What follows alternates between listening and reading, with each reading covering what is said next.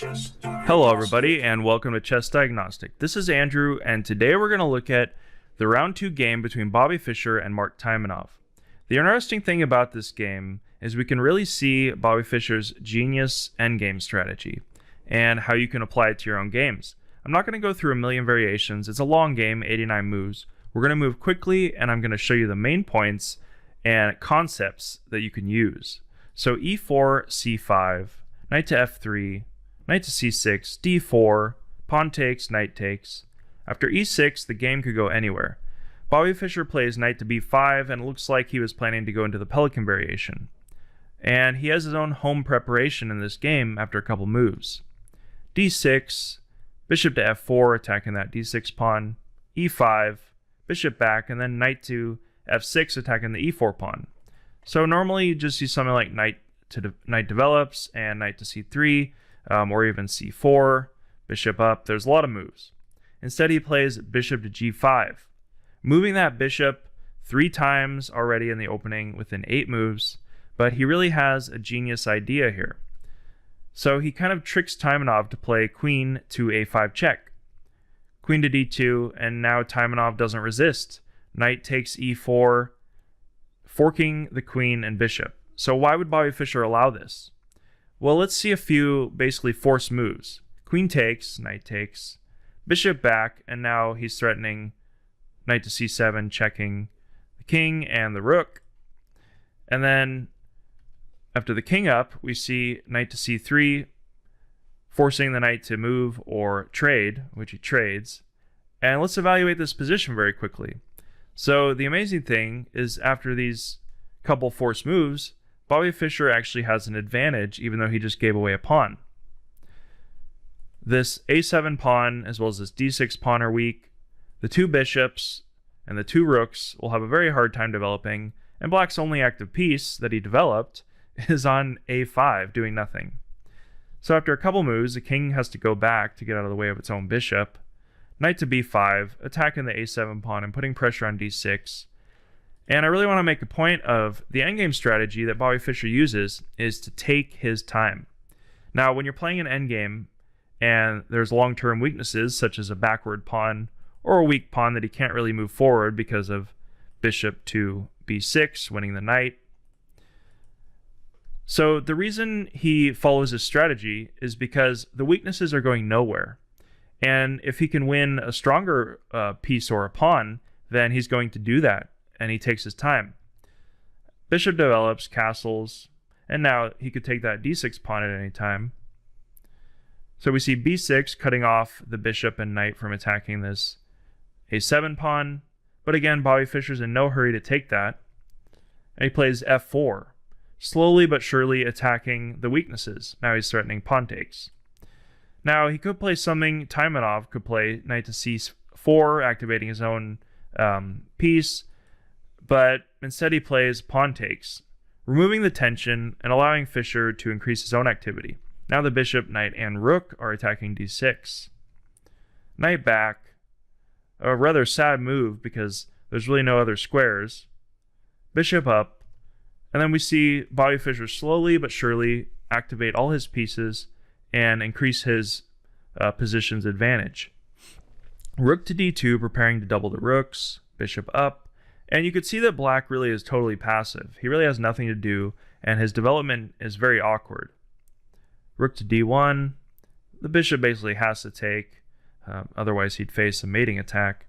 But now, actually, after king to c7, Black might be able to free himself, but his pieces are awkward. He has a bad bishop, and Fischer's left with 2 powerful bishops, doubled rooks, and Black has a weak d6 pawn. So he shifts his strategy to occupying the e-file. Bishop to f6, rook to e1. Rook to c8, trying to develop, but there's really no active moves for him. So we see a masterclass here with bishop to c4. So why would he play bishop to c4? Why wouldn't he just try to attack this pawn further? Well, again, this is a long-term weakness. There's no other pawn that can defend it. He has to tie down pieces to defend a weak pawn. And what he's going to do is just use all of his bishops and rooks to constrict black totally. So there's no other way to protect it other than the rook. The rook is tied to a strong piece, protecting a very weak piece. He'd love to win this pawn, because if he wins a somewhat strong pawn, protected by other pawns, then the d6 weakness is left, and he'll win that too eventually. So it'll be a pawn up. Now, he plays b4, controlling the c5 and a5 squares for the knight, further frustrating black from his development. a5, there's really no other good moves, just trying to maintain tension and free himself. Bishop to d5. So why would he play bishop to d5? Well, if the pawn takes, then we see rook to e7. If the bishop takes, then he's going to win 2 pieces for a rook, and with a horrible position. All right, let's go back here. So instead of doing that, he moves his king back, and then we see a3, just maintaining the rather helpless position of black. And we see Taimanov relenting to the pressure.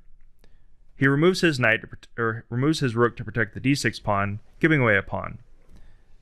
So he cedes the fact that he's going to be utterly passive in the face of Bobby Fischer's activity, and he needs to do something. So actually, after the bishop takes, he starts to free himself. Bishop to c3, offering trades. Moving that d6 pawn takes, rook threatening a3, and then we see a trade after d3, attacking the rook. King takes rook, pawn takes rook. Now after rook to e1, this d6 pawn has made its way all the way down the board to the 7th rank, but it's still a weak pawn, and now Bobby Fischer's going to win that pawn. Of course not rook takes, because then after the knight takes, it's threatening the bishop, and the king has to go back to stop this pawn from queening. So basic tactics in service of strategy. Rook to e1. So after a couple moves, supported by basic tactics, bishop to h5, attacking that pawn, check, takes. It looks like rook to d4, threatening that pawn, but now he has his own fork of the bishop and the pawn. But after bishop takes e2, threatening the knight has to go back, and here's where Fischer's accuracy comes into play. He doesn't just play h3, he uses one tempo to activate his own rook, attacking the knight. King protects, and then he plays h3. So really keep those kind of moves in mind. If you can find tempo forcing moves that win you activity, always look for those kind of moves in endgames, because they're very effective. h3, contesting that f-file, attacking the bishop, attacking the rook, goes back.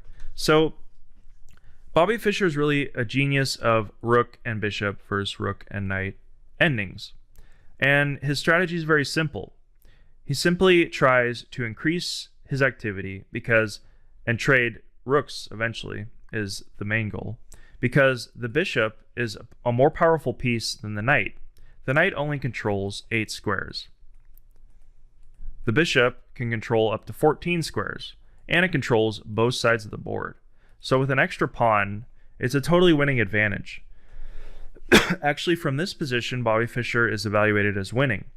He lets his advantage slip somewhat because he allows black to get active, but let's see what happens after a few moves. Protecting his own g-pawn. He just starts advancing his c-pawn, preparing to swing his rook to the 7th rank. King up. After rook check, advancing his pawn and attacking the knight. So at this point, he's totally won. But it's not so easy to play. There's a lot of resources that black has. Rook back, a somewhat passive move. Maybe something like bishop to e4 would have been better, because that protects the pawn and also keeps black completely passive. So instead we see rook back, and now the knight and king start getting back into play. Bishop to b3, a kind of funny trick by Bobby. If we see rook take c5, bishop to a4 and king, and then the rook is lost. So trying to just force basic tactics in an endgame and trick his opponent. Of course, Taimanov doesn't fall for it. Bobby Fischer gives away his pawn and moves his king over to the king side. So after a couple moves, actually Bobby Fischer's advantage has diminished and it's equal. But he keeps trying to attack black and win some pawns. Knight check, and now black is more active and he could defend. Rook check, offering a trade. Taimanov doesn't accept, he really should have. And now we see a blunder, g5. When you are weaker, you don't want to advance your pawns because it actually makes it easier for your opponent to attack them because it's closer to them. So after g5, the king blockades the pawn, and now he's going to win a pawn, leaving himself with the rook pawn. So bishop to d1, preparing bishop to g4 to get his king out. The rook comes in, bishop to g4, and then the king comes out. So after a check, king goes back. Now the rook comes in to check the king and chase it further back, as well as protect his own king. Bobby Fischer's plan is just to activate his king and push his rook pawn. King comes to f4, check, check, and now the final idea of his strategy, trade rooks. So we see a rook trade, and now actually this could be a draw after king to e4, a huge blunder. It's crazy that Taimanov would play king to e4. So if you understand anything about a knight, you know that it cannot get to the corner easily. It can only control its immediate vicinity of 8 squares. It really needs to be in the area that it needs to control. Now, something like knight to d3 to play knight to f4 and control the h5 square, he basically wants to sacrifice his knight for that pawn. Bobby Fischer doesn't let him after king to e4. Now the king's in the center, but you don't want to be in the center. The king needs to come over and protect this h square, or at least protect his knight that he can sacrifice it. So even something like king to d6, maintaining the opposition against white, would have been better. Instead, we see king to e4, bishop to c8, getting the bishop out of the way of his pawn so he can advance it. He just starts advancing his pawn, and now actually after bishop to f5, Taimanov's in zugzwang. He can't move his king because it needs to protect the knight. He has to move his knight, which is basically prevented from protecting that h7 square. And now after a spite check, king to f6, he resigned. This pawn is going to promote and become a queen. Hey everybody, thanks for watching. Hope you enjoyed this video. Hit the like button, leave a comment, and subscribe for future videos. See you in the future.